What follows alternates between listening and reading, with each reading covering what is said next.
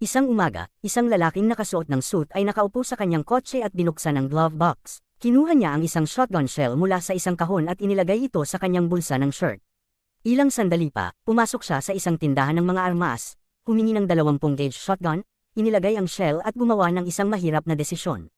Samantala, si Rose, isang housekeeper, ay pinapanood ang kanyang mga kliyente na nag-e-enjoy sa isang pool party sa likod bahay. Sinusubukan ng kanyang ama, si Joe, gisingin ang kanyang kapatid na si Nora na late na para pumasok sa trabaho. Si Nora, na pagod pa, ay nagsabing babalik siyang matulog at hindi mukhang nag-aalala tungkol sa kanyang trabaho sa restaurant. Nang maglaon, nagpatuloy si Rose sa paglilinis sa bahay ng kanyang kliyente habang nawawala naman ang trabaho ni Nora sa restaurant dahil sa kakulangan ng pagsisikap.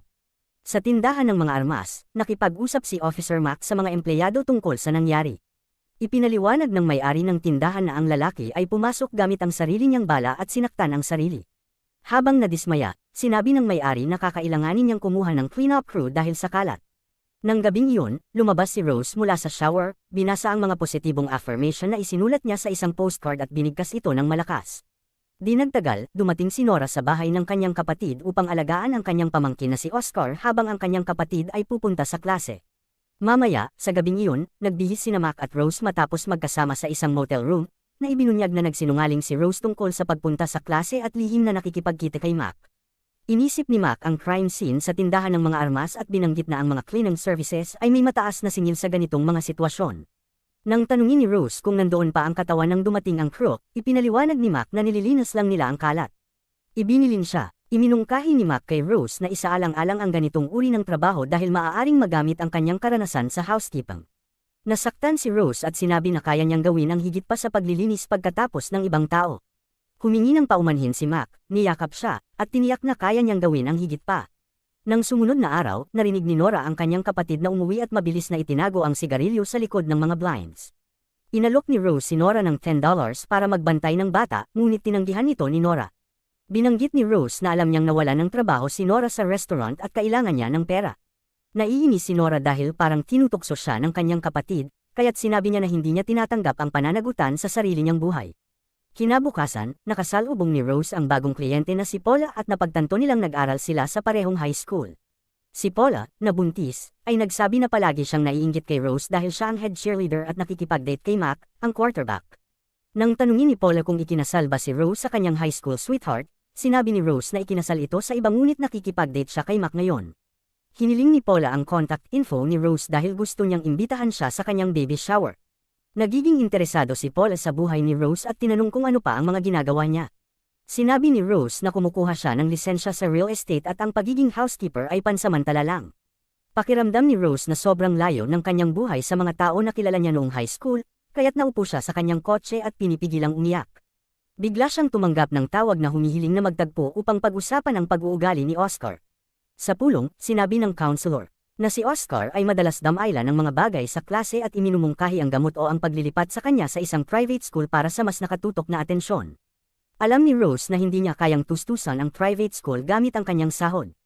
Kaya tumawag si Rose kay Mac para humingi ng tulong, umaasang ang mga koneksyon nito ay matutulungan siyang makakuha ng mga trabaho sa crime scene cleanup. Nang gabing iyon, nakipag-usap si Rose sa kanyang kapatid na si Nora tungkol sa pagsisimula ng negosyo sa cleanup, at kahit na may mga pagdududa, pumayag si Nora na sumama dahil siya ay walang trabaho. Kinabukasan, inihatid ni Rose si Oscar sa bahay ng kanyang ama bago sila ng kanyang kapatid ay pumunta sa kanilang unang crime scene na itinalaga ni Mac.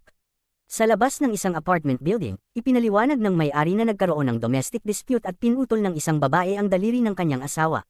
Nang tanungin ng may-ari ang mga babae kung gaano na sila katagal sa negosyo, nagsinungaling si Rose at sinabi nilang matagal na silang nagtatrabaho dito, na ikinatawa ni Nora.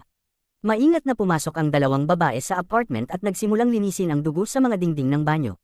Nang mapagtanto nilang basic cleaning supplies lang ang dala nila, agad nilang napagtanto na kakailanganin nila ng mga espesyal na produkto at kagamitan para sa mga ganitong trabaho sa hinaharap. Samantala, dinala ni Joe si Oscar sa isang tindahan ng candy kung saan tinangka ni Oscar na ibenta sa may-ari ng tindahan ng isang candy na tinatawag na fancy corn upang matulungan ang kanyang lolo. Nakipag-usap si Oscar sa isang batang babae at sinabi sa kanya na ang fancy corn ay nagbibigay ng bionic strength. Nag-request ang batang babae sa kanyang nanay ng candy, at tinanong ng ina ang may-ari ng tindahan tungkol dito, kaya't nagkaroon ng benta si Joe. Nang maglaon, pinuri ni Joe si Oscar para sa kanyang katalinuhan at pinasalamatan siya sa pagtulong sa benta, ngunit sinabi ni Oscar na hindi siya matalino dahil gusto siyang ipasok ng kanyang mga guro sa isang espesyal na paaralan para sa mga estudyanteng kailangan ng ekstra tulong. Pinatibay ni Joe si Oscar, sinabing napakatalino niya at hindi lang nakilala ng mga guro ang kanyang mga talento. Nang hapon, ibinigay ng may-ari ng apartment kay Rose ang isang tseke na nagkakahalaga ng $500, at masiglang sinabi ni Rose na tawagan sila anumang oras kung kailangan nila ng serbisyo ulit. Nang gabing iyon, nagkita sina Rose at Mac sa motel para sa kanilang regular na pagkikita. Pakiramdam ni Rose na naging malayo si Mac kamakailan, kaya tinalok ni Mac na bayaran ang mga klase ni Rose sa real estate upang itama ito. Habang nakahiga sila sa kama, hindi inaasahan ni Rose na tanungin si Mac kung bakit pinili niya si Heather kaysa sa kanya. Nahulog si Mac sa tanong at medyo naiinis, binalaan siya nito na huwag patagilid na itanong pa. Kinabukasan, dumating ang mga magkapatid sa isang trailer home na inutusan silang linisin.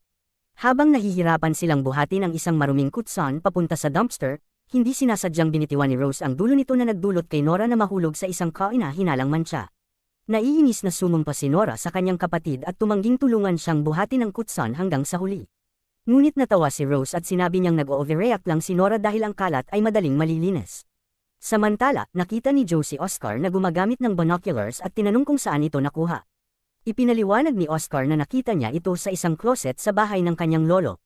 Nang titigan ito ni Joe, napagtanto niyang ang binoculars ay pag-aari ng kanyang yumaong asawa. Kinuha niya ito at nangako kay Oscar ng bagong pares para sa kanyang kaarawan.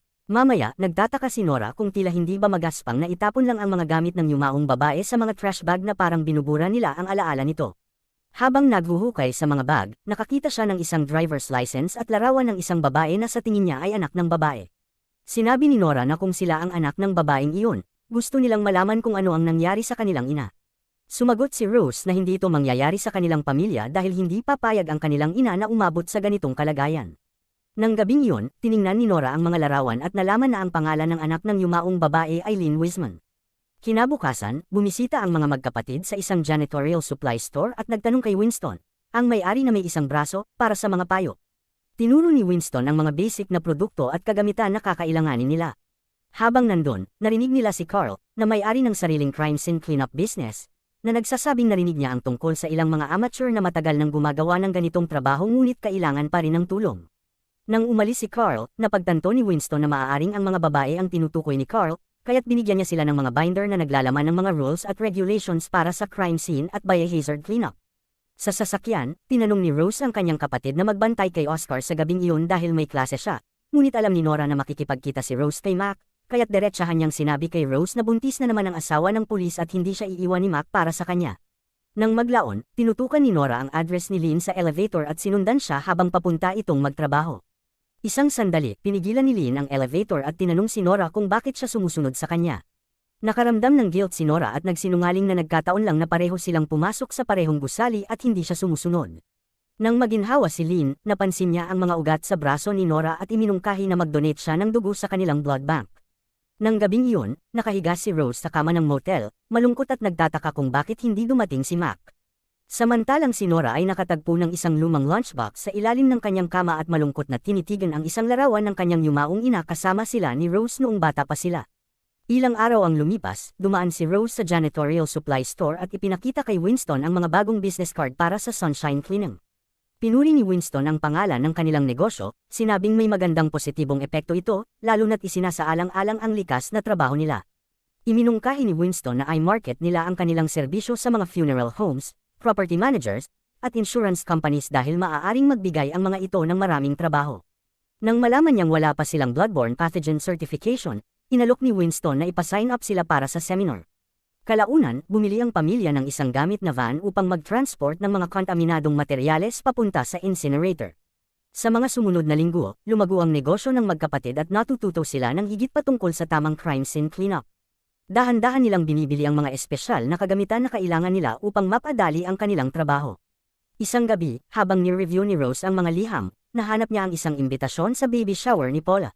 Kinabukasan, sa isang gas station, hinarap ni Heather, ang buntis na asawa ni Mac, si Rose at ipinahiwatig na alam niyang may relasyon sila ni Mac. Bago umalis, sinabi ni Heather kay Rose na kahit nasikat siya noong high school, wala naman siyang naabot mula noon. Samantala, dinala ni Joe si Oscar upang bumili ng murang frozen na hipon mula sa isang kaina-hinalang supplier. Nang maglaon, nalaman ni Rose na nangako ang kanyang ama na bibigyan si Oscar ng isang mahal na pares ng binoculars para sa kanyang kaarawan.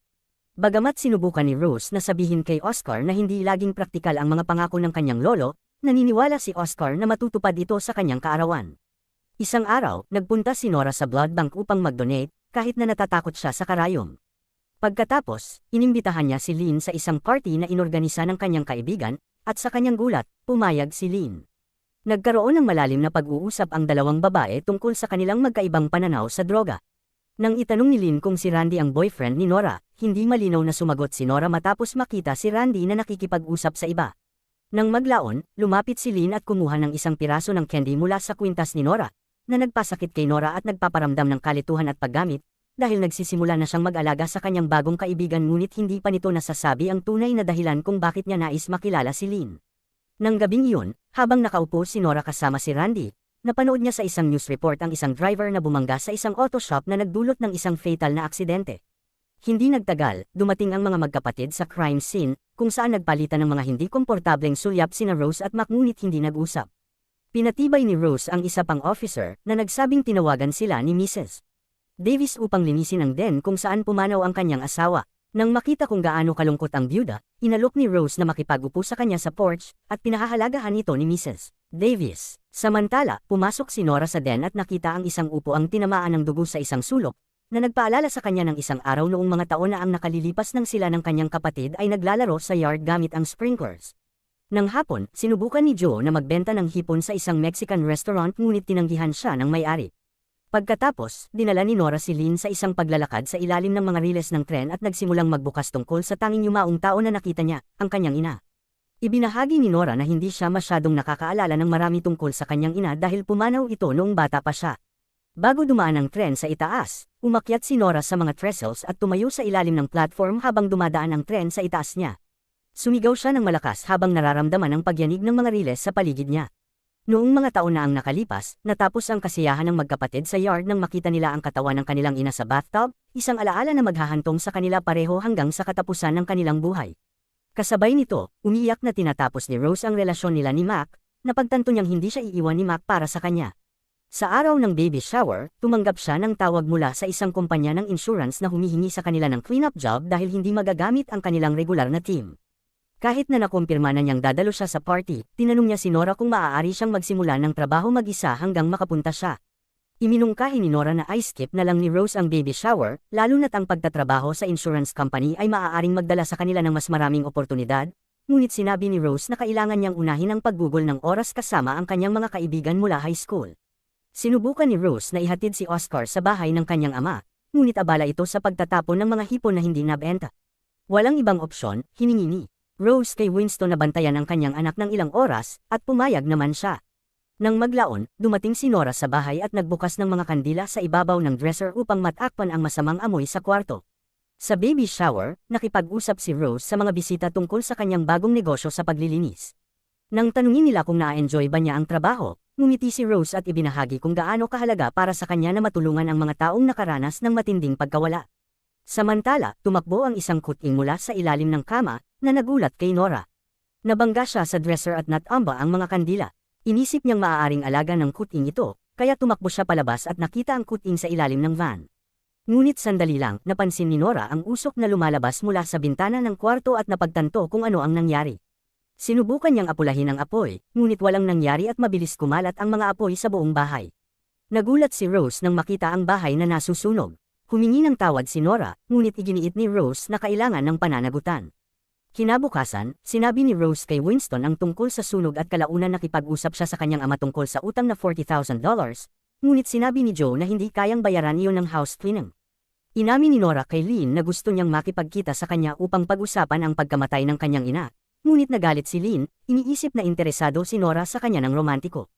Humingi ng tawad si Nora at umalis si Lynn. Sa kaarawan ni Oscar, nagsorry ang magkapatid at nagkasundo. Sinabi ni Nora kay Rose na kailangan niyang maging independyente. Nagulat si Rose nang ibenta ni Joe ang kanyang bahay upang pandohan ang cleaning business at inalok siya ng papel bilang managing partner. Samantala, naglakbay si Nora upang hanapin ang kanyang kalayaan. Salamat sa panunood, huwag kalimutang mag-subscribe, pindutin ang bell icon, at manatiling konektado sa amin.